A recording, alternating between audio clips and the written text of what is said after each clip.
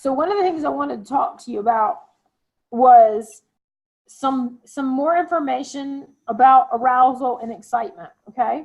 Okay. Because that's something that we ran into a lot with Munch, right? Okay. So one of the things that somebody explained it the best I've ever heard explained it this week, and that is that when you are teaching the horse something, right, you're in a session, his dopamine levels is going up like this, right? Okay. And so at the top of the apex is click feed, which essentially acts like an opioid, okay? So he's seeking, dopamine's going up, dopamine's going up, dopamine's going up. Click feed is like kind of like an opioid response. And then the dopamine, if the horse is satiated in that feed, should start to drop back down. Okay.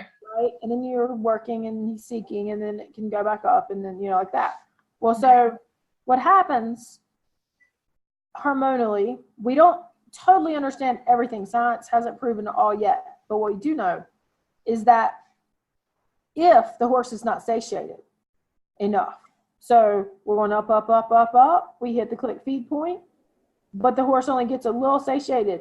So instead of it coming back down and then you kind of start over from ground zero again, yeah, it comes only down a little or not down at all. And then we give another cue and he does another task, and we click feed, and we give another cue and he does another task and we click feed. And the dopamine just keeps going up.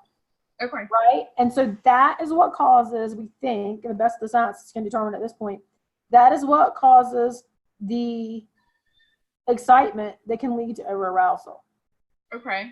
So if that's one reason why, and this is, it's so important to make sure if you have a horse that's likely to be excited or over-aroused, that we're feeding that big feed in the beginning.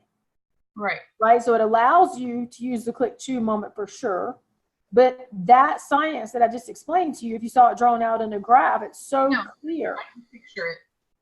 So then the other thing that it also does is always gives validity to things that I just say because I know them from experience, but I don't really know why.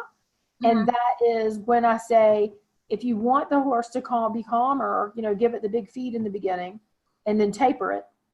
And if you want the horse to be motivated, you give it one click feed and one little quick feed and one little click feed, you right? Don't let it come all the way back down to the bottom. Right, but I didn't really know what was happening as far as what was happening in the hormones in the horse's brain and everything. So now I do know. So I thought that was really important to share.